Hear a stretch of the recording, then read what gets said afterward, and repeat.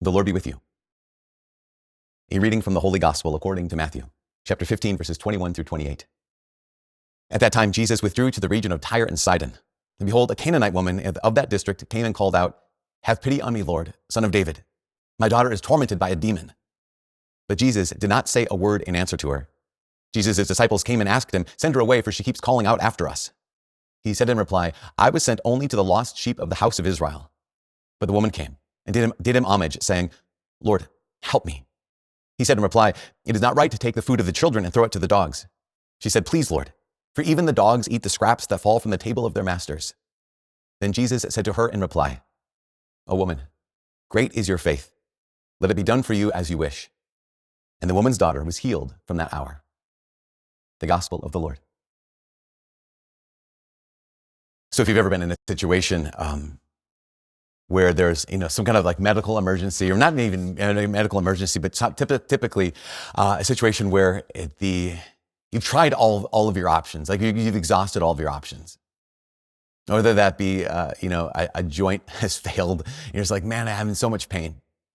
Or maybe there's like a cancer diagnosis and you went through all of the treatments.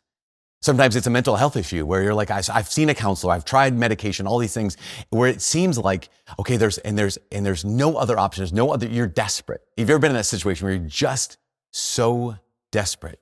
Like you've tried everything and nothing has helped. And you find yourself in the exact same place as you were before, but you're not even in the exact same place as you were before. You're in a worse place because before you tried all these other options, you had hope. But after having tried everything and nothing's worked, you realize, is there room for hope? And this is the place of desperation, right? And this is the place that a lot of us can find ourselves, and probably a lot of us will find, maybe all of us will find ourselves at some point in our life where we have tried everything and nothing's helped. We've tried everything and nothing has worked. And if there is one word to describe us in that moment, if it's not discouraged, that word is desperate. And I was reflecting on this, obviously, because of the gospel today. Here's the Canaanite woman, right? And she comes before Jesus. Her daughter is tormented by a demon. And I really love this. In the series, The Chosen, I think it's the first episode with Mary Magdalene, who is tormented by demons. So she's possessed. And I think it was Nicodemus who had seen the demon inside of her, essentially. And he'd seen her as a possessed person and realized, I am powerless in the face of this. And here's Mary Magdalene. She's powerless in the face of this. Desperate. You can't give medicine to cure someone from being possessed by a demon. You can't work hard enough to get rid of the demon. She is desperate, and she knows that she needs one person. There's only one person she's ever heard of, probably in her entire life, who would ever cast out a demon, and that's Jesus. And I think this scene in the gospel is so important because why? Because she comes before Jesus and she is desperate, and in her desperation, she lets Jesus know exactly what it is that she needs. A couple weeks ago, we were talking about prayer. And in particular, we were talking about intercessory prayer or prayers of petition, but basically the kind of prayers where we come before God and say, okay, God, here's what I need or here's what someone else needs. And there's something, I would say this, there's something critical about approaching God in prayer where we're just seeking Him, right? There's the really good prayer where we're just like, no, God, I don't need to ask you for anything. I don't need to ask you for anything for myself or for anyone else. I'm in prayer right now just because I want you. I'm just seeking time with you. And I imagine that in so many ways, that was the majority of the prayer of Jesus. That when Jesus went up the mountain by himself to pray and prayed all night, at some level, I wonder, I don't know if he was doing intercessory prayer. I don't know if he was doing prayers of petition. I just think he wanted to spend time with his Father. And there's something so good about that. But there's also something critical about prayers where we ask God for what we need. Now, I've talked to some people who will see that the intercessory petitionary prayer, they will see that as a kind of like a less than prayer, where it's that's for those people who don't really trust God. And a couple weeks ago, again, I mentioned this. I said that sometimes people ask me, "Hey, Father Mike, what do you need prayers for?" And my answer is oftentimes, I don't know. I know that God knows, and I know that God is going to give me the best. And so that's a certain level of trust, right? The certain level of trust where we basically do say that. We say, God, I trust you that you're going to give me what I need.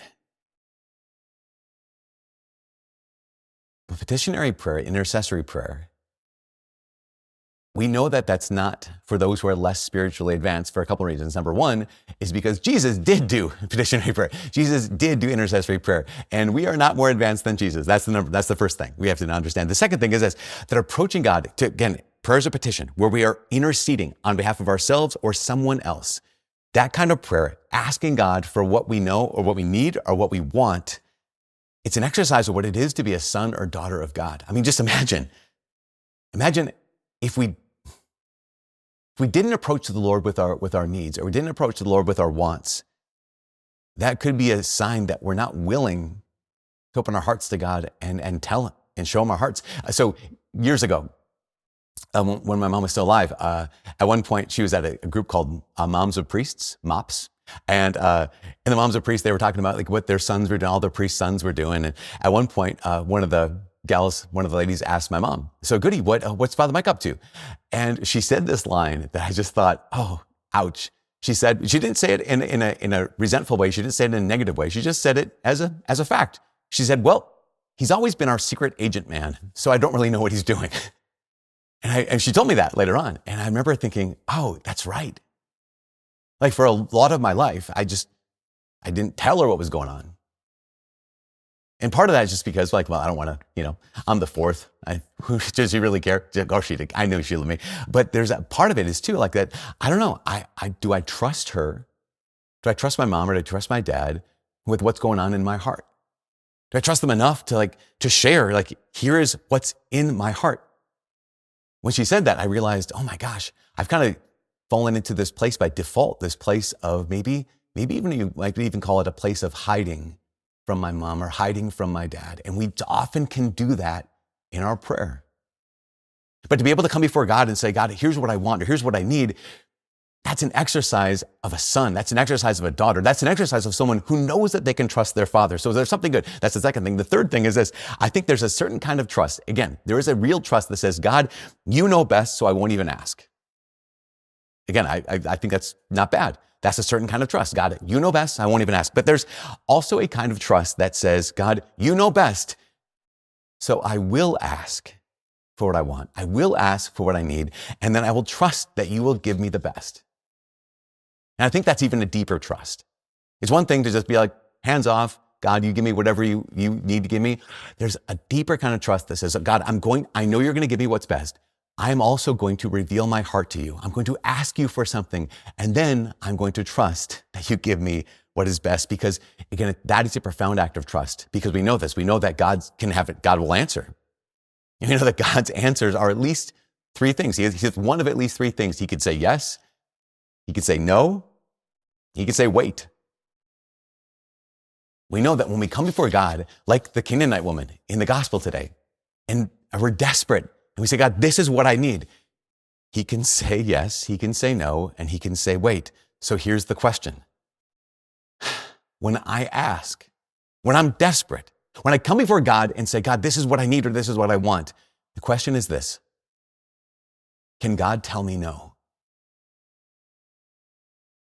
Can God tell me no? The further question is, what do I do when God tells me no? I love this. What happened in the Gospels?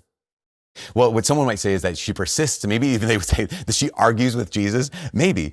But the first thing that she does is Jesus tells her no, and she stays.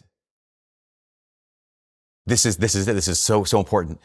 Jesus gives his answer. Jesus tells her no, and she stays there. Question, can God tell me no and I won't go anywhere? Because our temptation, my temptation, our temptation is to be mercenaries, right? To give our hearts to the highest bidder, to give our faith, to give our trust, to give our allegiance to the highest bidder. There's a great poem by a man named C.S. Lewis. You possibly have heard of him. And C.S. Lewis, at one point, he talks about his own mercenary heart. Here's what he says. He says, all this flashy rhetoric about loving you. I never had a selfless thought since I was born. I am mercenary and self-seeking through and through. I want God, you, all friends, merely to serve my turn. Peace, reassurance, pleasure, those are the goals that I seek. I cannot crawl 1 inch outside of my proper skin. I talk of love. A scholar's parrot may talk Greek. But self-imprisoned, I always end where I begin. Only that now you have taught me, but how late my lack. I see the chasm. And everything you are was making my heart into a bridge by which I might get back from exile and grow into a real man. And now the bridge is breaking. I have to realize that I remember when I first read that poem, and he had that sense of, I'm mercenary, self-seeking through and through. And I realized the truth, that oftentimes I'm tempted to have a mercenary heart. In that sense that, okay, God, I belong to you as long as you give me what I ask for. Can God tell me no and I won't go anywhere? Or will I stay? Will we stay like the woman in the Gospels? And I think this is the reason, in my opinion, this is the reason why Jesus tells her that she has great faith. Because she hears the words no and she doesn't leave. In fact, the next thing she says is so profound. It might be the secret. It might be the secret of every saint who ever lived. When she says those words, she says, but Lord, even the dogs eat the scraps that fall from the master's table. I think you could hear this in many ways, but I think that one accurate way is to hear this woman through this lens. Basically, she's essentially saying, I'm willing to receive from you whatever you are willing to give to me. Even the dogs eat the scraps that fall from the master's table. I'm willing to receive from you whatever you're willing to give to me. So if it's scraps, that's great. I'll receive that. I'll receive them from your hands. And this is the thing we have to know.